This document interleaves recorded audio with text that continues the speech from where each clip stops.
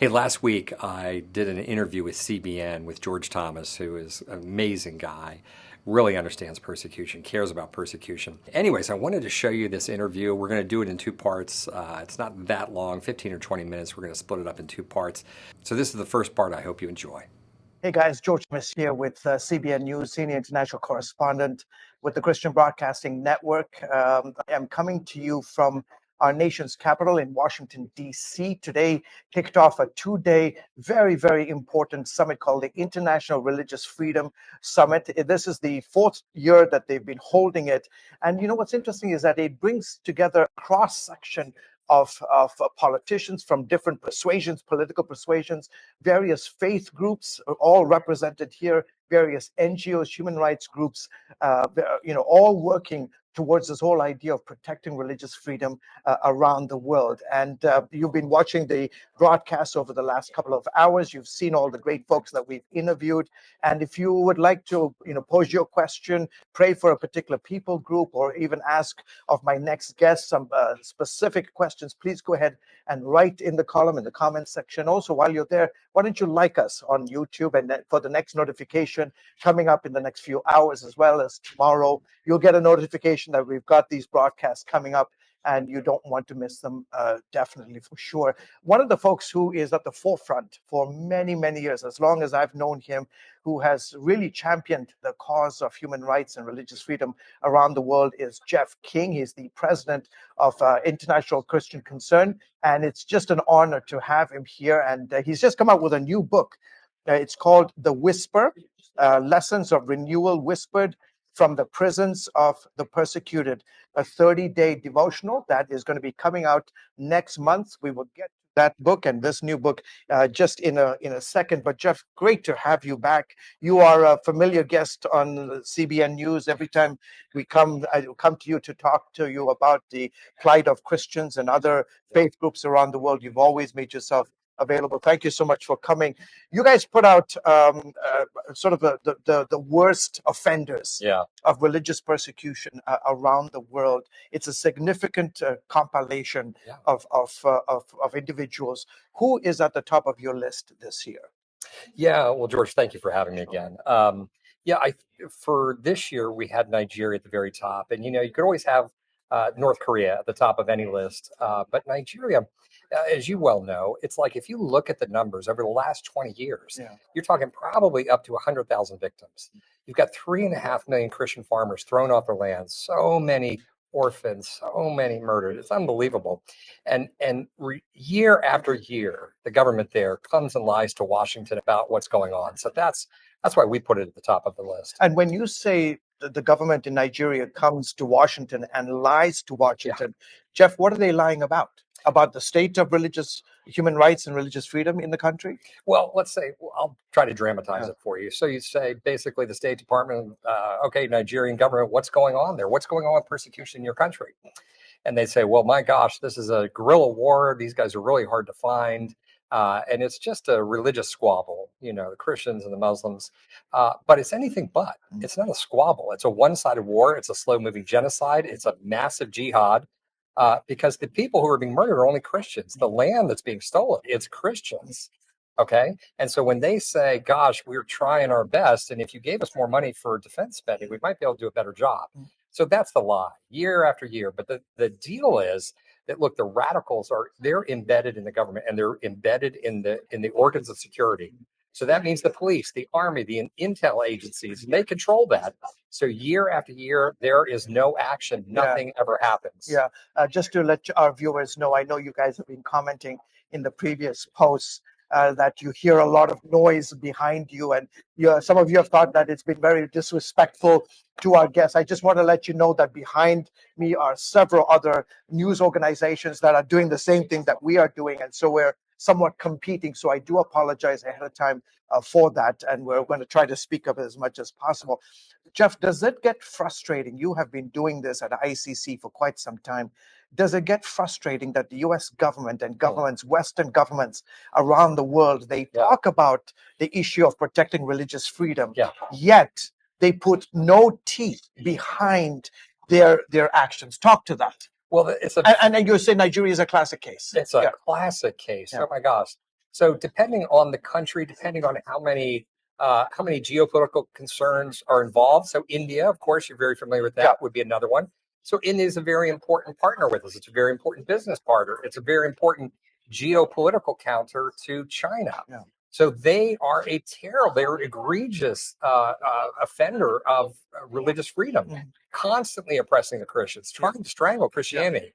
Once again, the State Department puts out a list every year. Nigeria doesn't show up. India doesn't show up. So yes, it is frustrating. There's the State Department has this category, category countries of particular concern. Yes. Yeah, which kind of elevates it a little bit. Yeah, So that's the tool. In fact, that was created by Congress. Congress created a watchdog to push the State Department because the State Department is paid to get along, right? So there's a problem endemic in the setup. So the Congress said the U.S. government needs to pay attention to religious freedom. If any country is the champion of it, it's us, and that has been the case. And no surprise given our founding. Yeah. So the Congress said we need to pay more attention to that, and they pushed the State Department to do that. So the State Department puts out a list every year. But again, like to your point, it's like Nigeria's not on there, India's not on there. So, and when you look at these numbers, you said how many Christians have lost their lives in Nigeria? Yeah, and so first of all, no one really knows. Yeah. So because tons of these people, look, we go in after the attacks. Yeah. And they're finding people for days afterwards in the bush. So no one has the real number, and the numbers are manipulated and they're downplayed. Sure. But I say it's probably at least 100,000 over the course of 20 years. 100,000 Christians who are slaughtered only because they put their faith in Jesus Christ. That, and it's a massive land grab. It's a Muslim land grab. They're taking the land of the Christians. 3.5 million Christian farms stolen. It's unbelievable. So that for them to come year after year and to say we're doing our best, it just does not fly. So what in your opinion what have you suggested to the State Department, to those in our bureaucracy who talk about protecting religious freedom around the world? What do you suggest to them that they can do in order to really put some teeth behind these laws that we have? Yeah. So, I mean, the first thing is, look, if we would just say it, and from the very top, if whatever ruling administration, whether it's Biden administration or Trump or whoever, if they just mention it from the top, that's where we see action. That's where the Nigerian government gets embarrassed, and they call home and they say, go do something. Yeah. So that really would be it. And it's not necessarily laws. So it's just speaking about it. So legislators need to step up. And the State Department has tons of experts. Now, on the one hand, many of them, it took a very long time to say, to even come to the conclusion that religion is part of this. Again, it's like, guys, we got to catch up here. So, but there's plenty of experts within the State Department, and they know, but they have to be freed up to be able to say what the truth is and to be able to put them on the list. Where plenty of people in the State Department know that they should be on the list. They're held back. And so, in terms of, would you, if you were in charge of the State Department, would you penalize a country like Nigeria, China, India, from an economic standpoint? You say, listen, we were supposed to sell you this amount of military hardware or provide you with this much amount of economic assistance. Would you, cancel that? Or what kind of steps would you take to really communicate that the United States is absolutely concerned when it comes to the issues of human rights? What a wonderful question. Yeah. So I think the first thing is the name and shame game. First of all, come out and tell the truth. Call a spade, and let's talk about what's going on there. And whether that's China or India or wherever. So that's really the first step. And that would take care of a lot of it. We've seen that in the past. When a president comes out and says something, action is taken and they step back because they're exposed. And evil likes to operate in the dark. So they do not like to be exposed. Because all these countries, for the most part, say we have religious freedom. They're not acting. So then if it came to tariffs, yes, that would be part of it. But usually just the name and shame game works. And I'm curious, in many of these countries, are the government, the viewer is asking, is the government apparatus directly or indirectly involved in the persecution of people of faith? Absolutely. So both of those countries we're keying on, India and Nigeria. Absolutely. So, and it can be the sins of commission or the sins of omission. So in Nigeria, like I said, radical Muslims are embedded in the government. They're controlling the police, the army, and the intel agencies. So that's why there's never any action, never any arrest. In fact, the few times we've seen the army respond, It's when the Christians have taken up arms to protect themselves. Helicopter gunships come in and shoot the village up.